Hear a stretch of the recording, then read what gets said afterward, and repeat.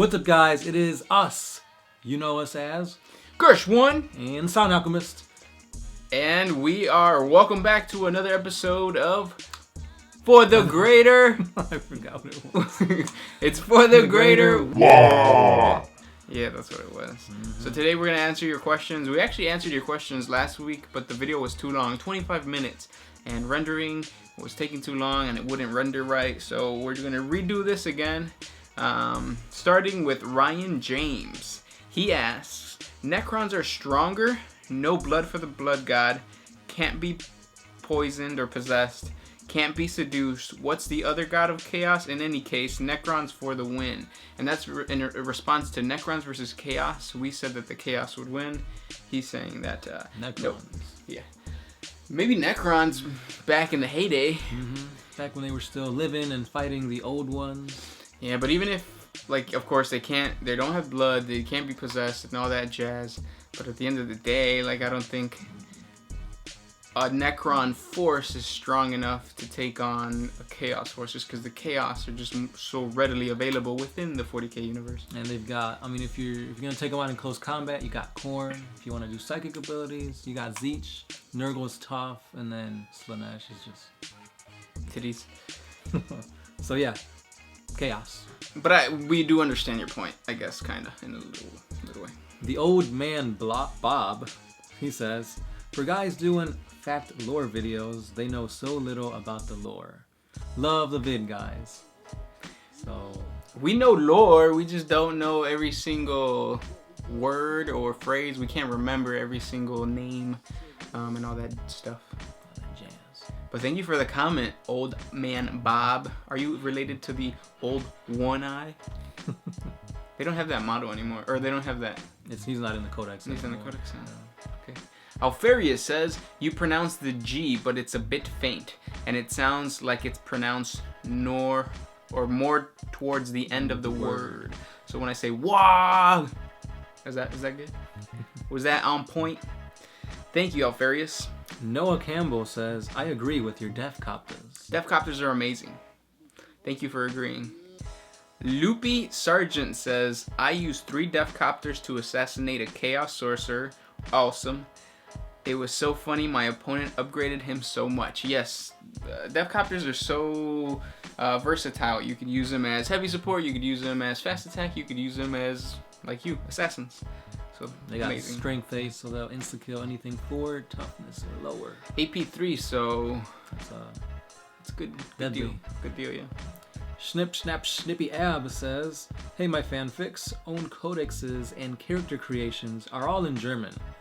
So maybe not that good for you guys. If not, my fanfics are found. He gives us a link.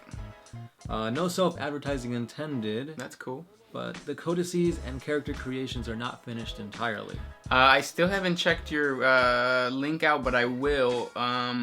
Even though it's German, I'm going to try my best. You took German. It took 2 years, so I'll probably know like 3 or 4 words randomly. So yeah. If you're talking about what your name is and if you live around the corner, I'll know those words. But thank you, Snip Snap Snappity Dad. Close enough. Yeah. Tano Lolan says, do you play Warhammer 40k Conquest, which is the card game we found out? No, we do not. Looks interesting. But the thing about, like, or what I was saying last time is that if, like, okay, so it's a card game. Why would I want to play the card game when I have the miniature game? Like, yes, it's going to be a lot quicker. But, like, the thing that draws me to 40k is the fact that I get to play with models. Models that I create, that I paint. So now a card game kind of gets rid of what Warhammer, or gets rid of that aspect of Warhammer that I love so much. It's like, why spend the money on cards when you can save that money and buy models? Yeah. LTLM says, can you do a second video on the Tyranids? Have Tyranids battled orcs in lore-related stories? And who do you think would win, Abaddon the Despoiler or Darth Vader?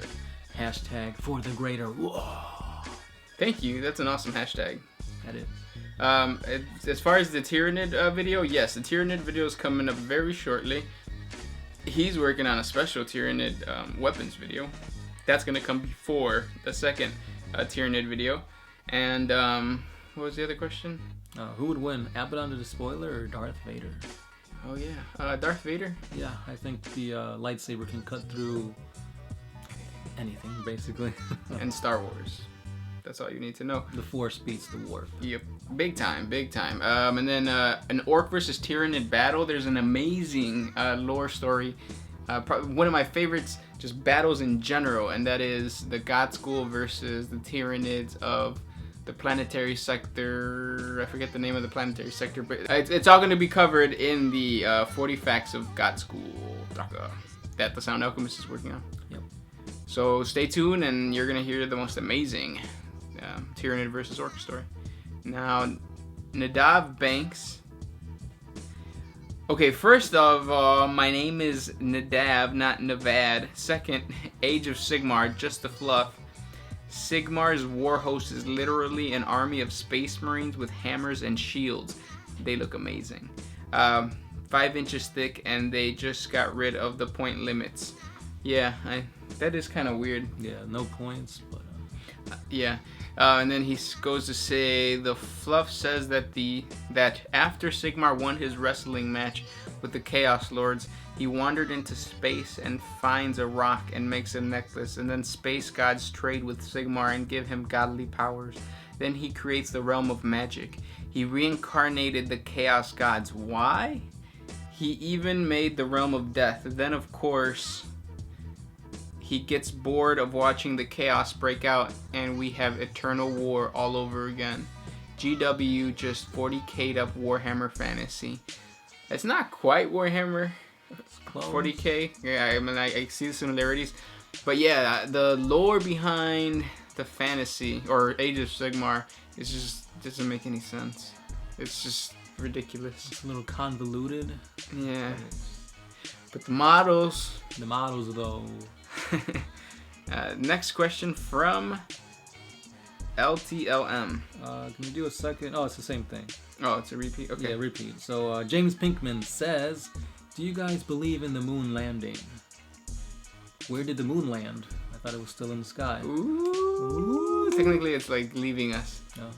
I believe in the moon landing. Do you? I do. I mean, I like to believe it's real.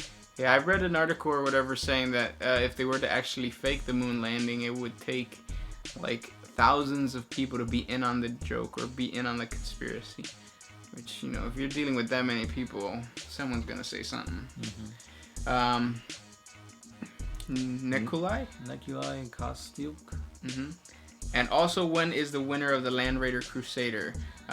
It's coming soon. It should be... Alright, so this is coming out Friday. Probably Sunday. So look for it Sunday. The Turbinator asks, let me guess the name of the background music. Darude Sandstorm. You got it. Nick M335 says, do you think they will ever remake the Sisters of Battle Army? No. Probably not. They're not as popular, but who knows? I mean, I wish they would. That would be awesome.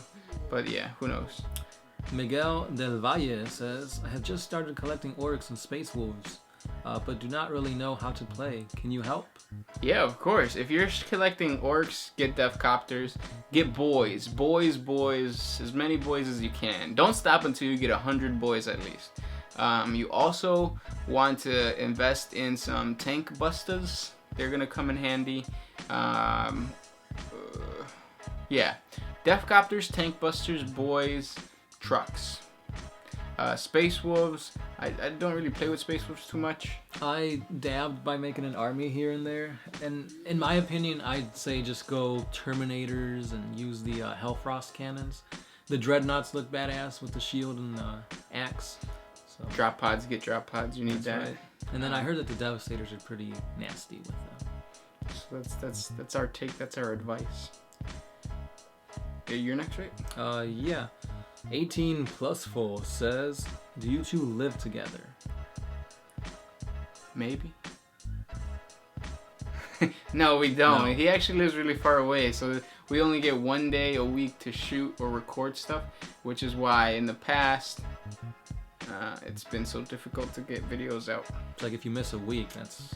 Yeah, you're missing 2 weeks, exactly. basically. Yeah. So Zombie X13, the Emperor is a major fuck up.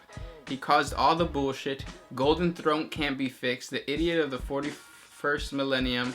Don't know how it works. The moment it is turned off, the Emperor will die instantly. No, that's blasphemy. The Emperor is not a major fuck up. He is the supreme leader. He just got screwed up by his son, and now the entire, what do you call them? The High Lords of Terra are the fuck ups. They're not doing their job. Greedy, conniving.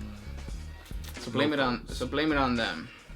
Luis Recolens says, in the Horus Heresy novel, The First Heretic, we can see Argel Tal not loving exactly, but feeling something for Cyrene.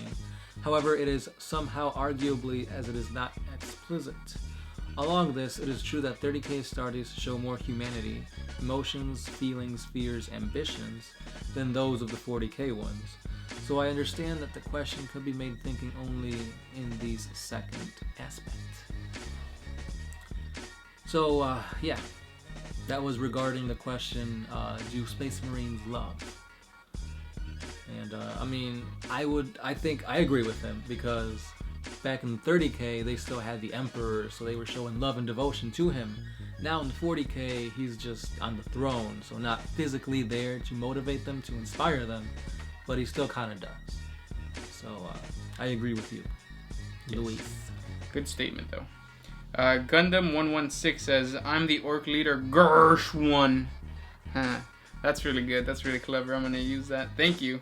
Vladimir Ryu says, nerds, JK.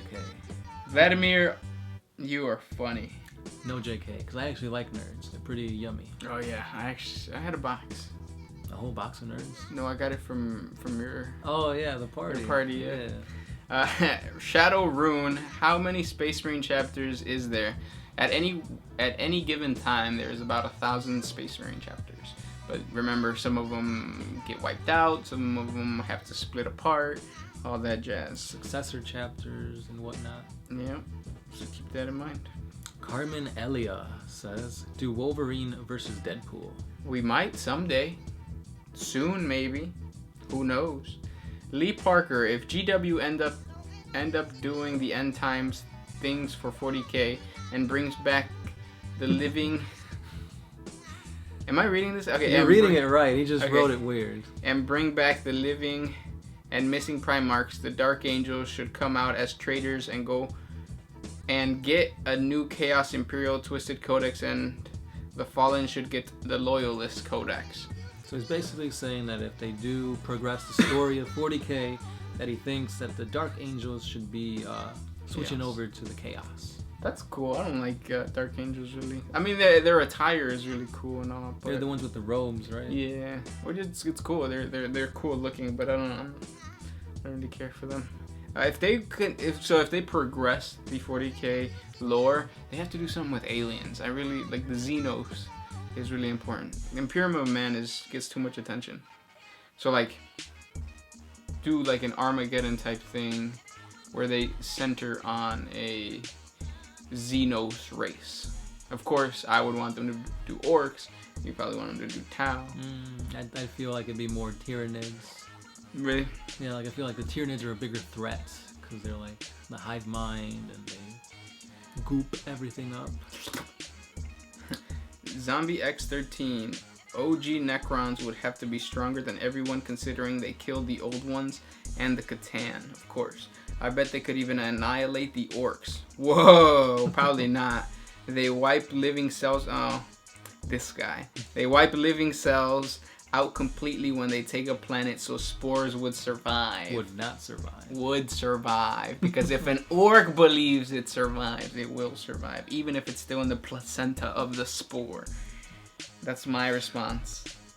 Technically, the Orcs were made by the old ones, so if they can kill the old ones, they can kill Orcs. No, Gorkum Orc would not allow it. Dave Freeman says, what would you guys add to your codex if you could add any unit or make any changes? I'm going to try to do a quick response to my Orc codex. A monstrous creature war boss. That sounds pretty badass. Mm-hmm. I'd say more close combat-iness for the Farside Enclaves. And, well, because I said this in the last video, but then things changed. I was going to say I wanted the Farsight people to have signature systems from the regular Tau Codex since they originated from there.